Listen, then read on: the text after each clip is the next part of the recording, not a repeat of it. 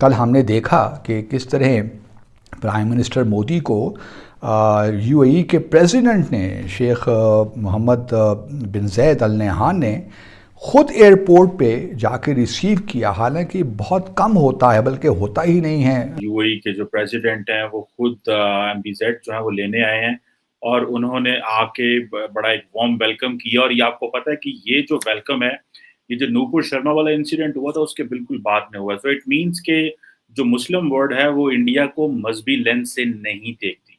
अब आवाम बड़ी परेशान है क्योंकि खबर अब ये कि जी पेट्रोल की कीमत दोबारा बढ़ने जा रही है। तार साहब, मिडल ईस्ट के साथ इंडिया ने I2U2 एक अलायंस नया जो है वो क्वाड की तर्ज का बना है।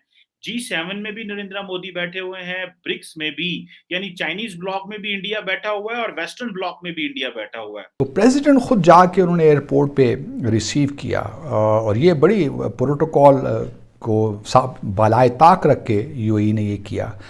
दूसरी तरफ जब हमारे वज़ीर आज़म शहबाज शरीफ साहब इसी मामले यूएई जब गए थे 15 मई को, तो हमें उनके वज़ीर इंसाफ ने रिसीव कर लिया। ये बहुत सारे पाकिस्तानियों को इस चीज का अंदाजा नहीं है और हम समझ रहे थे यहाँ पे मजहब ही वो चीज है। इन सर्कमस्टांसेस में दो चीजें होंगी कि भारत क्रीज से बाहर निकल के खेलेगा और खेल रहा है। जय हिंद दोस्तों, a very warm welcome to Hindustan special channel. Prime minister Modi Germany के 2 दिवसीय दौरे के बाद मंगलवार को संयुक्त अरब अमीरात पहुंचे। यहां अबू धाबी पहुंचने पर यूएई के राष्ट्रपति शेख मोहम्मद बिन जायद अल नहायन ने खुद आकर उनका स्वागत किया। इस दौरान यूएई के राष्ट्रपति प्राइम मिनिस्टर मोदी के गले लगते भी नजर आए। अबू धाबी पहुंचने पर प्राइम मिनिस्टर मोदी और यूएई के राष्ट्रपति ने एक बैठक की। इस दौरान प्राइम मिनिस्टर मोदी ने यूएई के पूर्व राष्ट्रपति शेख खलीफा बिन जायद अल नहायन के निधन पर व्यक्तिगत संवेदना व्यक्त की।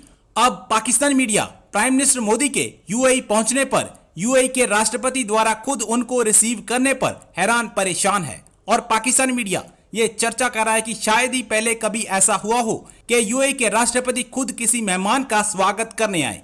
दूसरी तरफ पाकिस्तान में फिर पेट्रोल की कीमतों में बढ़ोतरी होने जा रही है। बिजली का संकट पाकिस्तान में गहराता जा रहा है और पाकिस्तानी अवाम सड़कों पर है। पाकिस्तानियों का एक वतीरा बन गया है कि हम अपने आप को हमेशा यही कहते हैं कि हम आइसोलेटेड हैं, हम बहुत गंदे हैं। लेकिन कल हमने देखा कि किस तरह प्राइम मिनिस्टर मोदी को यूएई के प्रेसिडेंट ने शेख मोहम्मद बिन ज़ायद अल नहयान ने ख़ुद एयरपोर्ट पे जाके रिसीव किया। हालांकि बहुत कम होता है, बल्कि होता ही नहीं है अक्सर मामलात में कि क्योंकि प्रोटोकॉल के ख़िलाफ़ है। प्रेसिडेंट जो होता है वो हेड ऑफ़ स्टेट होता है और prime minister head of government होता है।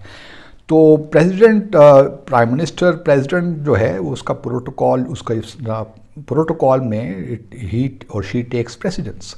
तो प्रेसिडेंट ख़ुद जाके उन्होंने एयरपोर्ट पे रिसीव किया और ये बड़ी प्रोटोकॉल को बालाए ताक रख के यूएई ने ये किया। दूसरी तरफ जब हमारे वज़ीर आज़म शहबाज शरीफ साहब इसी मामले यूएई जब गए थे 15 मई को, तो हमें उनके वज़ीर इंसाफ ने रिसीव कर लिया।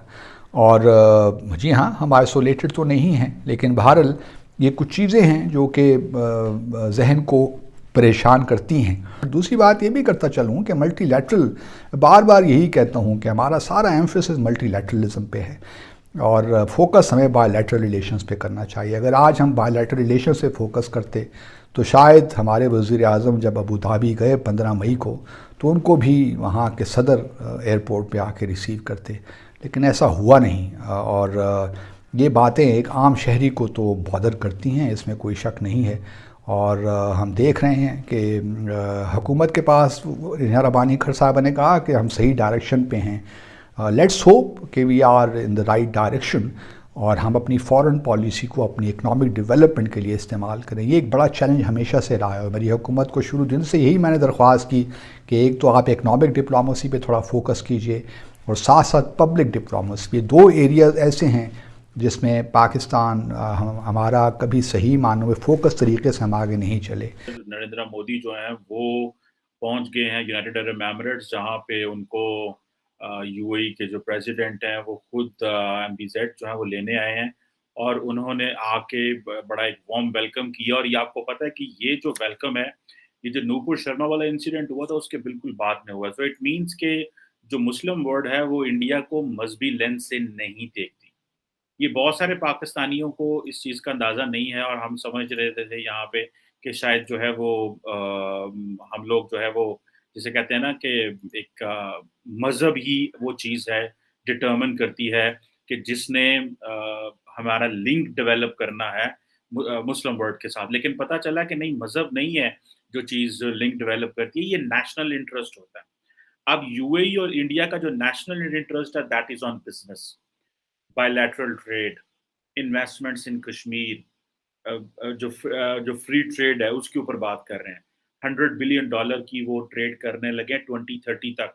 I2U2 में वो पार्टनर हैं। तो अब आप इमेजिन करें कि अगर इंडिया की जो पार्टनरशिप है वो अमारातीज के साथ इस तरह की है, तो आप क्या समझते हैं कि where does Pakistan stand in that? आपको पता है कि इस वक्त पाकिस्तान ने, मैं मोस्ट रिसेंटली आपको आज की खबर दे रहा हूँ, ठीक है जी, पाकिस्तान ने अमारातीज को कहा है कि हमें बिलियंस ऑफ डॉलर्स चाहिए इन टर्म्स ऑफ कि हमें जो है वो ताकि हम जो लोन्स पे कर सकें। अमारातीज ने उसके ऊपर शर्त लगा दी और वो कहते हैं ठीक है, आप हमसे पैसा लेना चाहते हो, ठीक है हम कर लेते हैं, लेकिन जो publicly listed government owned companies हैं उसमें हमारे शेयर्स दें, हमारा माइनॉरिटी शेयर दें। 10 से 12% शेयर उन्होंने अमारातीज ने मांग लिया है पाकिस्तान से। ये यूएई की गवर्नमेंट ने एक ऑफर की है और बड़ी फेयर ऑफर मुझे लगती है। द रीजन बिहाइंड है, आपको कोई बंदा पैसा नहीं देगा। चाइनीज ने $2 अरब का रोल ओवर किया है जो कि होना था, और फिर ये है कि अभी कुछ $2.3 बिलियन उन्होंने जो हमें रिसेंटली बेचा है। अब ये है कि पाकिस्तान जो है वो बेसिकली यूएई का फ्रेंडली कंट्री है, हम हमारे बड़े अच्छे दोस्त हैं, हमारे बड़े अच्छे ताल्लुकात हैं, लेकिन ज़ाहिर बात है हम वहाँ जाते हैं पैसा माँगने, हम जाते हैं वहाँ पे कर्ज़े माँगने जाते हैं, तो उस हिसाब से वो हमें देखते हैं कि ये भई हमारे पार्टनर नहीं है। तार साहब, मिडल ईस्ट के साथ इंडिया ने I2U2 एक अलायंस नया जो है वो क्वाड की तर्ज का बना है। G7 में भी नरेंद्र मोदी बैठे हुए हैं, ब्रिक्स में भी, यानी चाइनीज़ ब्लॉक में भी इंडिया बैठा हुआ है और वेस्टर्न ब्लॉक में भी इंडिया बैठा हुआ है। तार साहब, पाकिस्तान की जो फॉरेन पॉलिसी चॉइसेस हैं या जो हमारे इंटरेस्ट हैं, वो खित्ते में आप समझते हैं कितने को मुतासर हो सकते हैं? या कश्मीर तो अब बातें करते हैं, हमारे लीडर तो कहते हैं हम जो वो लेंगे, बात होगी, लेकिन जो हमारा अफगानिस्तान हो, कश्मीर हो या ओवरऑल जो नेशनल सिक्योरिटी इंटरेस्ट है हमारे खित्ते में, वो हमारे किस हद तक आप समझते हैं कॉम्प्रोमाइज हो गए हैं? क्योंकि इंडिया, अगर चाइना इंडिया की भी सुनता है और वेस्ट भी इंडिया की सुनता है और मुस्लिम वर्ल्ड भी इंडिया की सुनती है, तो हम कहाँ पे खड़े हैं या हमारी क्या फ्यूचर आउटलुक आपको नजर आ रही है? देखें, जब आपके पास खाने को कुछ नहीं होगा, जब आपकी मईशत तबाह हो जाएगी, जब आपकी लोड शेडिंग 14 घंटे होगी, आपकी कौन रिस्पेक्ट करेगा? जब आपका प्राइम मिनिस्टर जो फैसला करने से पहले लंदन चला जाता है, तो आपका क्या ख्याल है? आपकी कोई फॉरेन पॉलिसी है? मेरी नजर में तो आपकी कोई फॉरेन पॉलिसी नहीं है। जो टूटी फूटी थी वो खान साहब ने वो मरासले के जरिए खत्म कर दी। खान साहब ने आके आपको किस तरीके से आइसोलेट नहीं किया,